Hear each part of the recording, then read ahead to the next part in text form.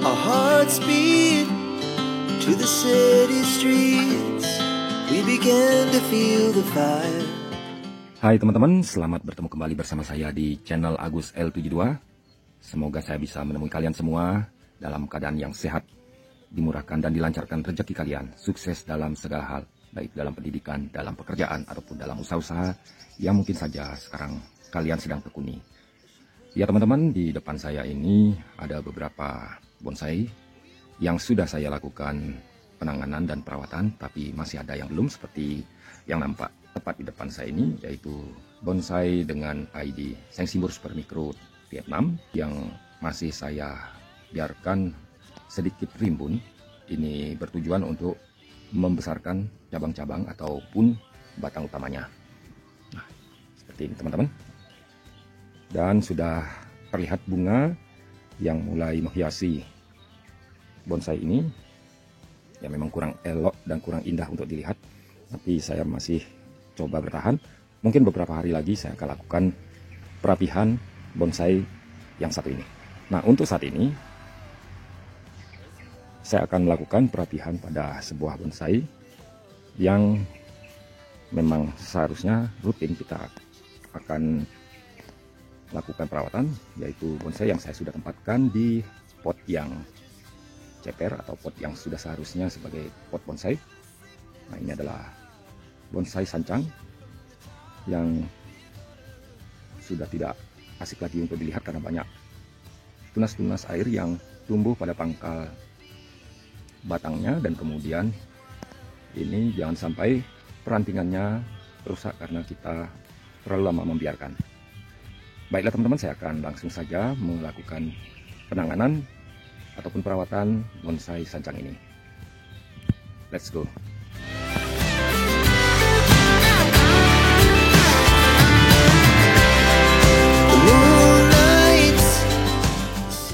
Nah teman-teman, inilah bonsai yang akan saya lakukan perawatan ataupun saya akan melakukan perapihan, karena bonsai ini sudah terkonsep dan tinggal menunggu perawatan dari perantingannya.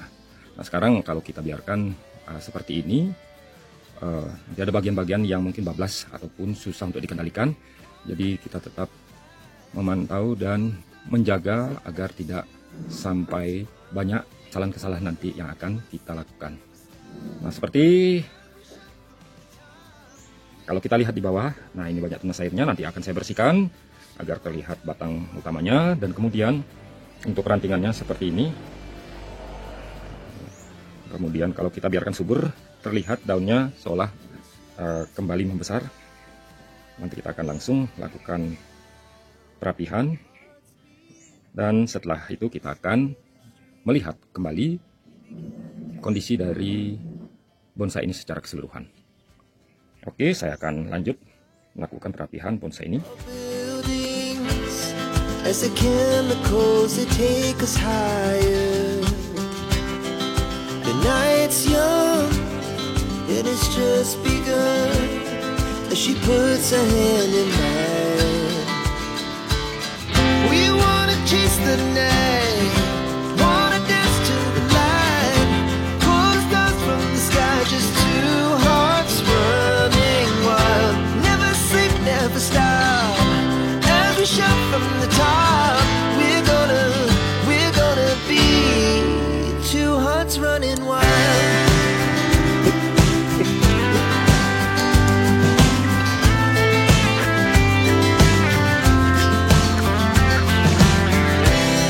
Now the morning is the afternoon. We lay awake in bed. The glass so loud as the hours pass. We're gonna do it all again.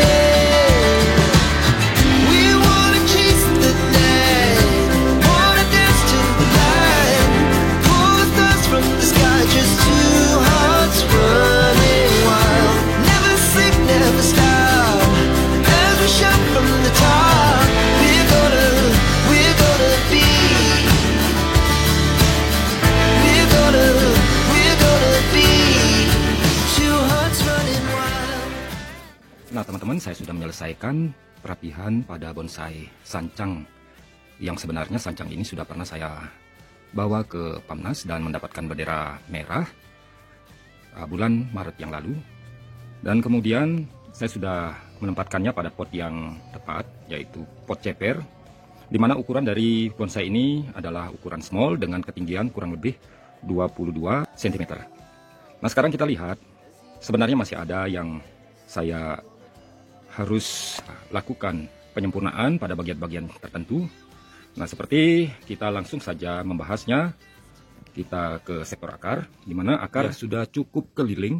Jadi sudah ada beberapa akar yang pecah, nah seperti contohnya yang ini, dan terlihat sedikit luas, tapi ada beberapa yang masih kaku dan perlu pemecahan untuk menghilangkan kekakuannya yang tampak pada depan kita ini. Ini akarnya masih terlihat kurang luas, jadi kesan alaminya kurang dapat. Nah, kalau kita membuat percabangan pada akarnya, mungkin kita akan potong nanti di sini. Ya, kita harapkan yang akar yang ini membesar dan kemudian pecahan satunya mungkin di atas sedikit lah itu.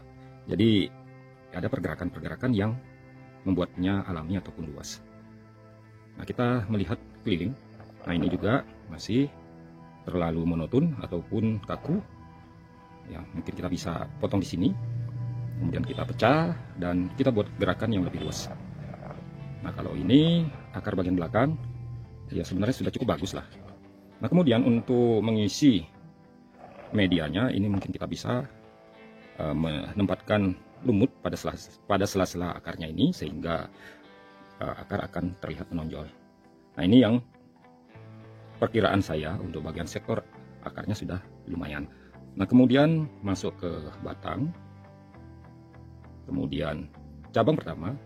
Ya, ini kita tidak melihat pakemnya, tetapi ya karena bahannya yang waktu saya dapat seperti ini, jadi kita mengusahakan dengan bahan ini kita membuatnya ya kelihatan lebih baik saja.